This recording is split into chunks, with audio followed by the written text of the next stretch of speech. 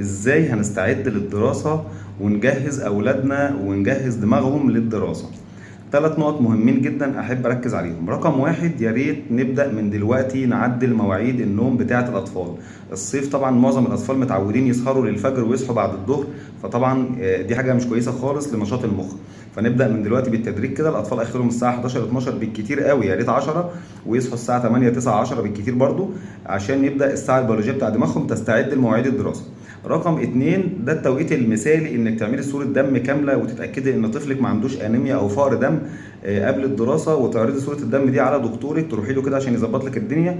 لو في انيميا يعالجها، لو مش في انيميا يشوف لو محتاج حاجة تانية او لا. رقم ثلاثة، بنمشي الطفل على اوميجا 3 كورس كده 3 شهور من دلوقتي، من شهر 8 او 9 لمدة 3 شهور، بحيث برضو بيزود نشاط الخلايا بتاعة المخ، علشان ربنا يوفقهم ان شاء الله في الدراسة ويكونوا انجح الناس.